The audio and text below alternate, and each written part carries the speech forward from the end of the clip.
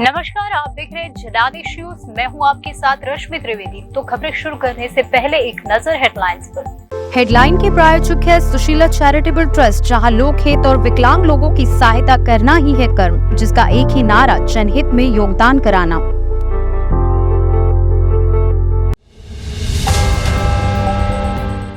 योगी सरकार नए साल पर देने जा रही है बड़ा तोहफा, एक ही जगह पर मिलेगी ये सुविधाएं।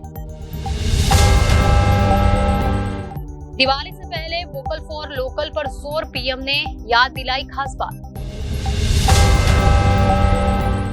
रिलीज होते ही बॉक्स ऑफिस पर दम तोड़ रही कंगना रनौत की तेजस, जाने दूसरे दिन का कलेक्शन।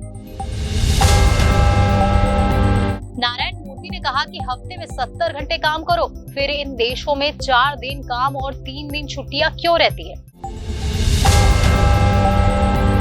70 नहीं 140 घंटे काम, नारायण मूर्ति के बाद ओला के सीईओ ने छेड़ी नई बहस।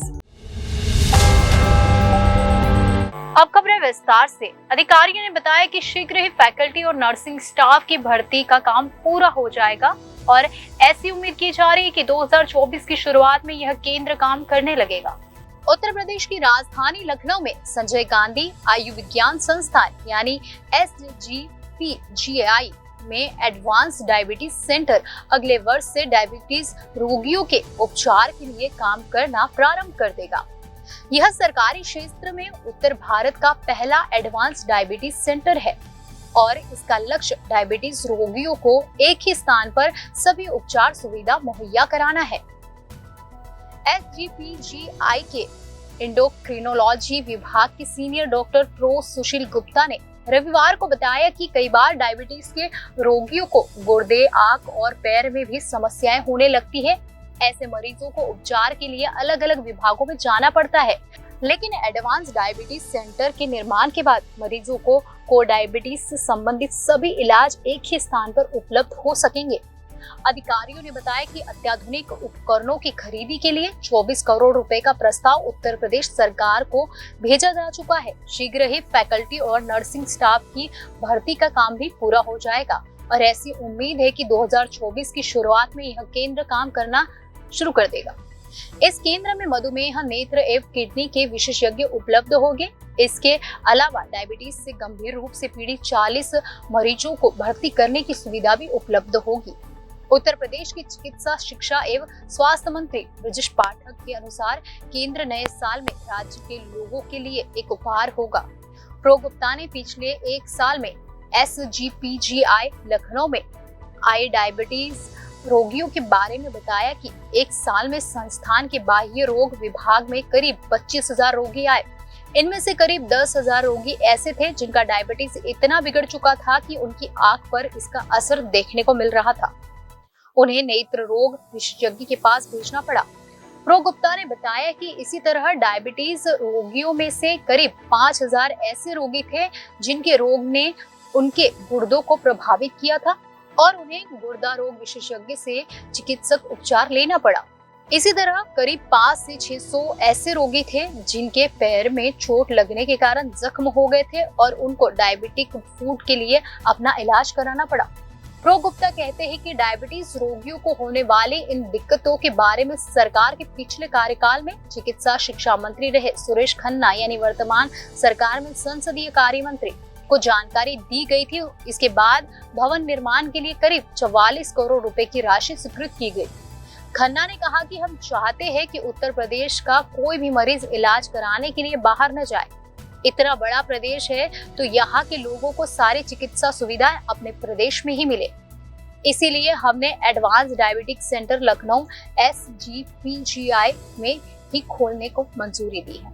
राज्य के चिकित्सा, शिक्षा एवं स्वास्थ्य मंत्री ब्रजेश पाठक ने कहा कि SGPGI में एडवांस डायबिटीज सेंटर का भवन तैयार है, उपकरण और संकाय आने वाले हैं। नए साल में प्रदेश की आम जनता को यह तोहफा मिलेगा।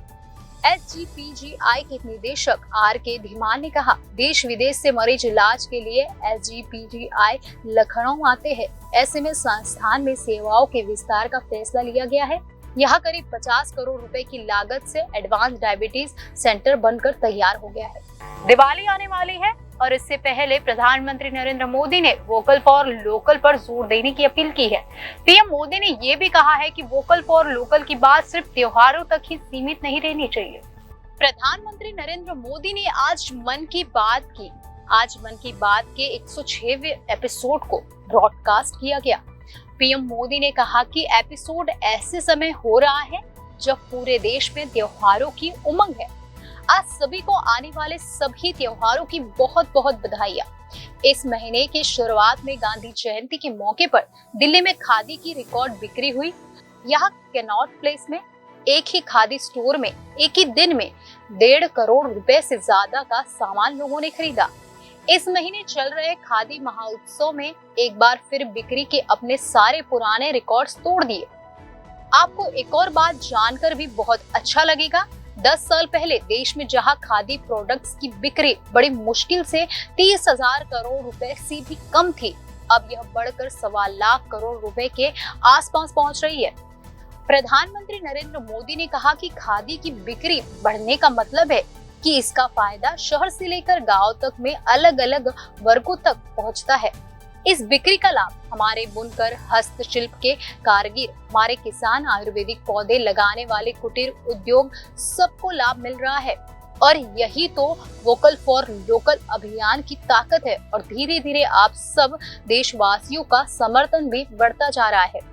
पीएम मोदी ने कहा कि जब भी आप टूरिज्म पर जाए, तीर्थ यात्रा पर जाए, तो वहाँ के लोकल कलाकारों के द्वारा बनाए गए प्रोडक्ट्स को जरूर खरीदें।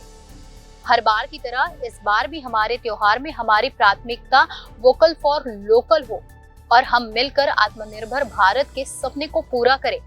इस बार ऐसे प्रोडक्ट से ही घर को रोशन करें जिसमें मेरे किसी देशवासी के पसीने की महक हो, मेरे देश के किसी युवा का टैलेंट हो, उसके बनने में मेरे देशवासियों को रोजगार मिला हो, रोजमर्रा की जिंदगी की कोई भी जरूरत हो, हम लोकल ही लें। प्रधानमंत्री नरेंद्र मोदी ने कहा कि वोकल फॉर लोकल की ये भावना सिर्फ त्योहारों की खरीदारी को लेकर सीमित नहीं है। लोकल प्रोडक्ट को खरीदते समय हमारे देश की शान यूपीआई डिजिटल पेमेंट सिस्टम में पेमेंट करें, इसकी आदत डालें। उस प्रोडक्ट के साथ या उस कारीगर के साथ सेल्फी नमो ऐप पर मेरे साथ शेयर करें और वो भी मेड इन इंडिया स्मार्टफोन से। मैं उनमें से कुछ पोस्ट को सोशल मीडिया पर शेयर करूंगा ताकि दूसरे लोगों को भी वोकल फॉर लोकल की प्रेरणा मिले। प्रधानमंत्री ने कहा कि 2 दिन बाद 31 अक्टूबर को एक बहुत बड़े राष्ट्रव्यापी संगठन की नींव रखी जा रही है और वो भी सरदार साहब की जन्म जयंती के दिन। इस संगठन का नाम है मेरा युवा भारत यानी माय भारत संगठन। भारत के युवाओं को राष्ट्र निर्माण के विभिन्न आयोजनों में अपनी सक्रिय भूमिका निभाने का अवसर देगा। ये विकसित भारत के निर्माण में भारत की युवा शक्ति को एकजुट करने का एक अनोखा प्रयास है। मेरा युवा भारत की वेबसाइट माय भारत भी शुरू होने वाली है। मैं युवाओं से बार बार आग्रह करूंगा कि आप सभी मेरे देश के नौजवान, आप सभी मेरे देश के बेटे बेटी myBharat.government.in पर रजिस्टर करें और विभिन्न कार्यक्रमों के लिए साइन अप करें। पीएम मोदी ने कहा कि देश इस समय आदिवासी समाज को प्रेरणा देने वाली रानी दुर्गावती जी के 5वें जयंती मना रहा है। मैं आशा करता हूं कि देश के अधिक से अधिक युवा अपने क्षेत्र के आदिवासी विभूतियों के बारे में जानेंगे और उनसे प्रेरणा लेंगे। देश अपने आदिवासी समाज का कृतज्ञ है। उन्होंने राष्ट्र के स्वाभिमान और उत्थान को हमेशा सर्वोपरि रखा है। तेजस फिल्म से कंगना रनौत को काफी उम्मीदें थी, लेकिन कलेक्शन को देखकर ऐसा लगता है कि इन उम्मीदों पर पानी फिर गया है। एक्ट्रेस की फिल्म का 2 दिन का कलेक्शन चौंकाने वाला है। कंगना रनौत तेजस फिल्म को लेकर सुर्खियों में है। ये फिल्म 27 अक्टूबर को रिलीज हुई थी। इस फिल्म से एक्ट्रेस को काफी उम्मीदें थी, लेकिन कलेक्शन को देखकर ऐसा लगता है कि एक्ट्रेस की सारी उम्मीदों पर पानी फिर रहा है। फिल्म को रिलीज हुए 3 दिन हो चुके हैं और 2 दिनों का कलेक्शन इतना शॉकिंग है जिसे जानकर एक्ट्रेस को झटका लग सकता है। कंगना रनौत की फिल्म तेजस की ओपनिंग बॉक्स ऑफिस पर शुरुआत से ही धीमी है। ये फिल्म शुक्रवार यानी 27 अक्टूबर को रिलीज हुई थी। पहले दिन इस फिल्म का कलेक्शन करीबन 1.25 करोड़ था, जबकि दूसरे दिन एक रिपोर्ट्स के मुताबिक 1.25 करोड़ का कलेक्शन किया, यानी कि 2 दिनों में इस फिल्म का कलेक्शन करीब 2.50 करोड़ का हो पाया। कंगना रनौत की ये फिल्म भी बॉक्स ऑफिस पर खस्ता हाल हो रही है। कुछ दिन पहले रिलीज हुई चंद्रमुखी 2 भी फ्लॉप रही, तो वही उससे पहले रिलीज हुई फिल्म भी पिट गई। ऐसे में कंगना को इस फिल्म से काफी उम्मीदें थी, लेकिन कलेक्शन देखकर ऐसा लग रहा है कि ये फिल्म भी फ्लॉप हो सकती है। कंगना रनौत की फिल्म का निर्देशन सर्वेश मेवाड़ा ने किया है। ये फिल्म पायलट तेजस गिल की कहानी है, जिसे पर्दे पर कंगना रनौत ने उतारा है। इस फिल्म का प्रमोशन एक्ट्रेस बीते काफी दिनों से लगातार कर रही थी। एक्ट्रेस ने फ्लाइट से भारतीय सुरक्षा सलाहकार अजीत डोभाल के साथ सेल्फी शेयर की। इसके साथ ही दिल्ली में रामलीला मैदान में रावण दहन किया। इतना ही नहीं, एक्ट्रेस ने सलमान खान के रियलिटी शो बिग बॉस 17 में अपनी फिल्म का प्रमोशन करते हुए वो नजर आई। नारायण मूर्ति का यह बयान सोशल मीडिया पर खास चर्चा में है। जहां कुछ लोग इस बयान का समर्थन कर रहे हैं, वहीं अच्छी खासी संख्या में यूजर्स इस बयान के खिलाफ नजर आ रहे हैं। इन्फोसिस के को-फाउंडर एनआर नारायण मूर्ति द्वारा हाल ही में युवाओं को हफ्ते में 70 घंटे काम करने की सलाह दी गई थी। उन्होंने कहा था कि भारत की कार्य उत्पादकता दुनिया में सबसे कम उत्पादक देशों में एक है। जब तक हम अपनी कार्य उत्पादकता में सुधार नहीं करते, हम उन देशों के साथ कंपटीशन नहीं कर पाएंगे जिन्होंने बहुत अधिक विकास किया है। मूर्ति का यह बयान सोशल मीडिया पर खासा चर्चा में है, लेकिन मूर्ति का यह बयान कई सवाल खड़े करता है और अपने आप में बहुत अटपटा है। अगर 6 दिन छुट्टी और 1 दिन ऑफ का माना जाए तो 70 घंटे वर्क आवर के लिए हर दिन करीब 11.5 घंटे काम करना होगा। वही ऐसे लोग जो दिन में सिर्फ 5 दिन काम करते हैं और जिनके ऑफिस में शनिवार और इतवार को छुट्टी होती है, इन्हें एक वीक में 70 घंटे वर्क ओवर करने के लिए 5 दिन तक रोज 14 घंटे काम करना होगा। अगर कोई व्यक्ति हफ्ते में 7 दिन काम करे तो उसे रोज 10 घंटे का काम करना होगा। अब इसमें दफ्तर आने और जाने का टाइम भी जोड़ सकते हैं। सबसे जरूरी सवाल कर्मचारियों के अधिकार से जुड़ा है। 8 घंटे से अधिक समय ऑफिस में देने पर क्या कर्मचारी को अतिरिक्त वेतन और अधिक सुविधाएं दी जाएंगी, या फिर वही सैलरी में बिना इजाफे के सिर्फ फ्री में अपनी अधिक सेवाएं कंपनी को देगा? कर्मचारी के निजी जीवन और पारिवारिक जीवन का क्या होगा? क्या वह अपनी फैमिली और प्राइवेट लाइफ को कंपनी के लिए कुर्बान कर देगा? मूर्ति ने हफ्ते में काम के 70 घंटे का समर्थन करते हुए विकसित देशों की दुहाई दी है। हालांकि यह तर्क भी आसानी से गले उतरने वाला नहीं है। आयरलैंड, स्पेन और यूके सहित दर्जनों देशों में 4 डे वर्क वीक का ट्रायल किया गया है, जिससे रिजल्ट भी बेहतर निकले हैं। एक खबर के मुताबिक यूके में जिन बिजनेस ने 6 महीने के इस ट्रायल में भाग लिया, उन्होंने कहा कि 4 दिवसीय वर्क वीक पर स्विच करने से उत्पादकता, मनोबल और टीम कल्चर में सुधार हुआ है। वही कर्मचारियों ने अधिक व्यक्तिगत समय बिताने से थकान कम हुई है और जीवन संतुष्टि बढ़ी है। हालांकि किसी भी देश ने 4 डे यानी 4 डे वर्क वीक को पूरी तरह से नहीं अपनाया है। कुछ देश इसका प्रयोग कर रहे हैं या ऐसी नीतियां अपना रहे हैं जो इस दिशा में मददगार साबित हो। हम 4 देशों के बारे में आपको बता रहे हैं जहां सबसे अधिक, देखिए, दक्षिण अफ्रीका 28 कंपनी के 500 से अधिक कर्मचारी दक्षिण अफ्रीका के। हालांकि किसी भी देश ने 4 दिवसीय कार्य सप्ताह को पूरी तरह से नहीं अपनाया है। कुछ देश इसका प्रयोग कर रहे हैं या ऐसी नीतियां हैं जो श्रमिकों को कम समय के लिए अनुरोध करने की अनुमति देती है। 4 देश हैं ऐसे जहां 4 डे वीक ऑफ को व्यापक रूप से अपनाया गया है। इसका परीक्षण किया जा रहा है। इनमें साउथ अफ्रीका, बेल्जियम, आइसलैंड और जापान शामिल है।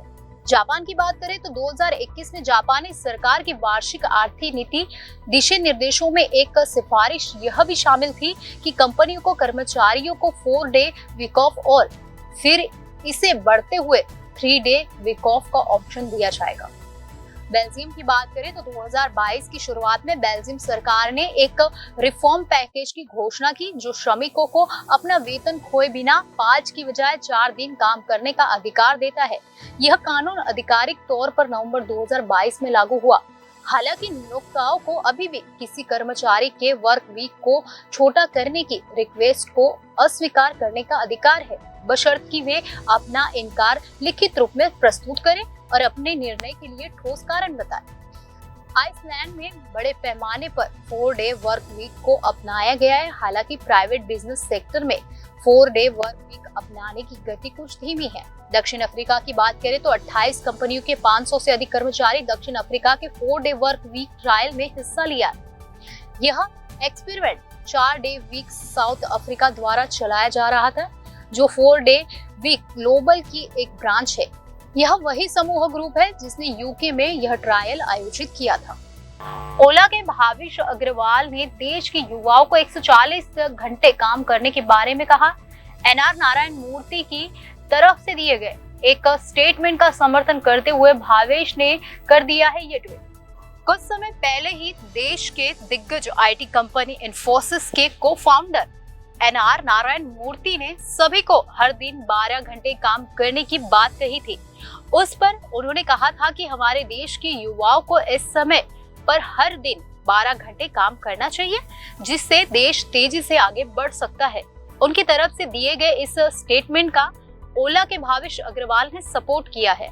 अब एनआर नारायण मूर्ति की इस बात पर समर्थन करते हुए भाविश अग्रवाल ने एक ट्वीट कर दिया है।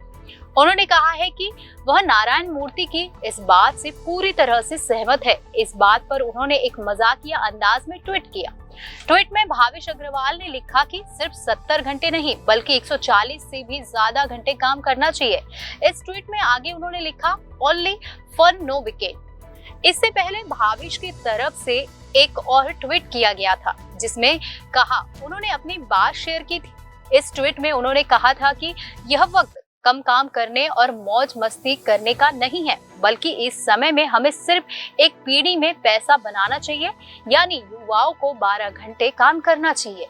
इसके अलावा अग्रवाल ने यह भी बताया कि हमारे दादा दादी की पीढ़ी ने भारत के स्वतंत्रता की लड़ाई देखी है और हमारे माता पिता की पीढ़ी ने जीवन की बुनियादी आवश्यकताओं के लिए लड़ाई लड़ी है। 314 कैपिटल के पॉडकास्ट द रिकॉर्ड के हालिया एपिसोड के दौरान नारायण मूर्ति ने चिंता व्यक्त की है कि भारत के युवाओं ने राष्ट्र में योगदान दिए बिना बेस्ट की नॉट सो डिजायरेबल हेरिटेज को अपना लिया है। उन्होंने दावा किया है भारत की वर्क प्रोडक्टिविटी दुनिया में लोएस्ट पर होगी। मूर्ति ने आगे जोर देकर कहा हमारे युवाओं को कहना है कि यह मेरा देश है, मैं हफ्ते में 70 घंटे काम करना चाहता हूँ। भाविश अग्रवाल ने मूर्ति की बातों को दोहराते हुए कहा कि यह समय हमारे लिए कुछ अलग करने और ऐसी पीढ़ी का निर्माण करने का है जिसे अन्य पीढ़ियों ने कई पीढ़ियों के बाद बनाया है। मूर्ति और अग्रवाल दोनों की टिप्पणियों ने सोशल मीडिया प्लेटफॉर्म एक्स पर बहस छेड़ दी है। कई लोगों का मानना है कि भारत के शाइन करने का समय आ गया है और देश के युवाओं को अतिरिक्त प्रयास करने चाहिए। हालांकि अन्य लोगों का तर्क है कि ये दोनों ही इन्फ्लुएंस लोग भारत के लोगों की जिंदगी की सच्चाई से बाहर है, क्योंकि वे 70 घंटे के कठिन कार्य सप्ताह की मांग करते हैं। खबरों में आज बस इतना ही। आने वाली सभी खबरों को जानने के लिए आप जुड़े रहिए जनादेश न्यूज के साथ।